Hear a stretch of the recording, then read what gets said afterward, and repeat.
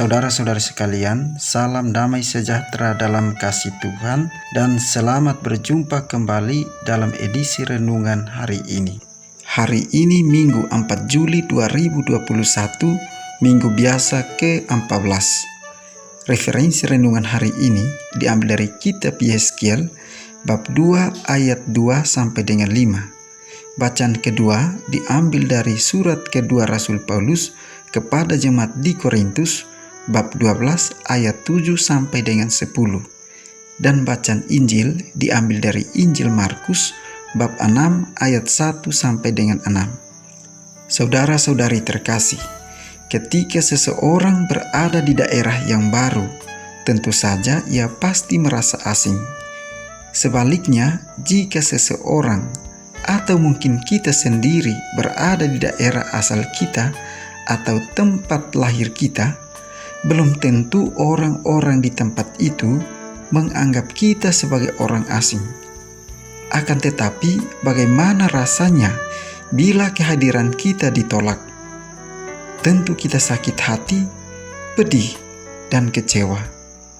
Apalagi penolakan itu datang dari orang-orang yang dekat dengan kita. Saudara-saudari terkasih, dalam Injil hari ini, pengalaman yang sama dialami oleh Yesus sendiri di tempat asalnya, di mana Yesus dianggap sebagai orang asing. Yesus sendiri merasa heran atas perilaku dan perbuatan dari orang-orang di daerah asalnya ini. Yesus tentu mengharapkan agar orang-orang sekampungnya menerima pengajarannya seperti yang terjadi di tempat-tempat lain.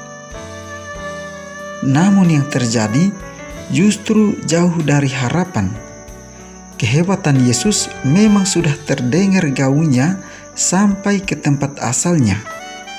Warga sekampungnya tentu ingin menyaksikan Yesus membuat mujizat seperti yang terjadi di tempat lain. Awalnya pengajaran Yesus yang penuh wibawa sungguh membuat mereka terpana. Namun kekaguman itu akhirnya luntur ketika pikiran mereka dialihkan pada latar belakang Sang Mesias. Atas dasar itulah mereka memilih untuk menolak Yesus yang sebenarnya datang pertama-tama untuk menyelamatkan bangsanya.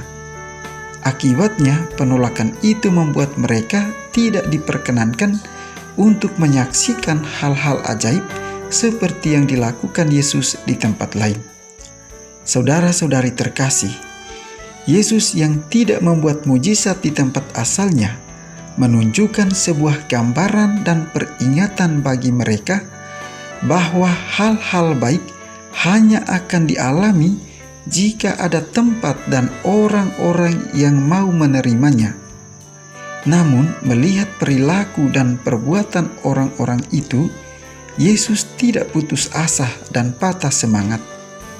Yesus tetap melanjutkan misinya, mewartakan Injil Kerajaan Allah bagi mereka yang mau mendengarkan dan percaya kepadanya.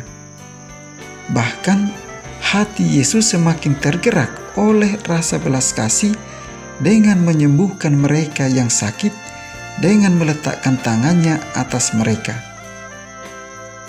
Saudara-saudari terkasih, melalui kisah Injil hari ini, Yesus ingin memberikan suatu pemahaman baru kepada kita bahwa menjalankan karya misi keselamatan Allah memang tidaklah mudah, bahkan akan mengalami berbagai macam tantangan dan penolakan bukan hanya dari orang lain, tetapi bisa saja dari orang-orang terdekat, bahkan keluarga kita.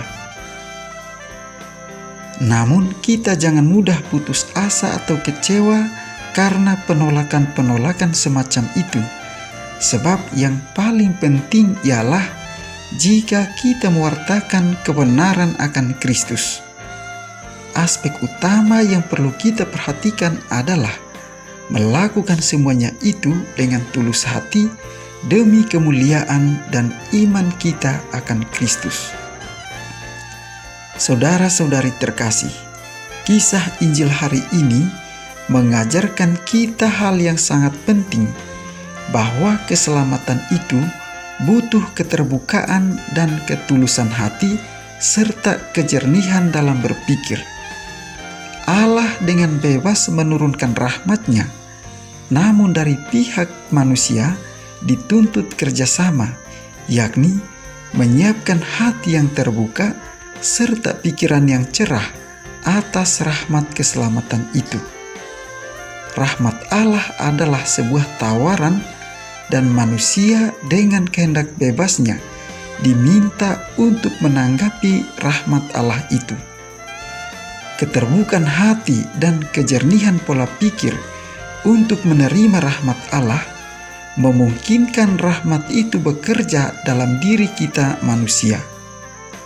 Oleh karena itu, maka marilah kita terus berjuang membangun hidup kita sesuai dengan kehendak Tuhan, karena dengan cara demikian kita membuka diri untuk menerima tawaran keselamatan itu. Dan pada akhirnya kita akan menjadi orang-orang yang bertahan hingga akhir, menjadi orang pilihan Allah dan orang yang sungguh layak di hadapan Tuhan. Kita pun berdoa kiranya Tuhan senantiasa memberkati kita.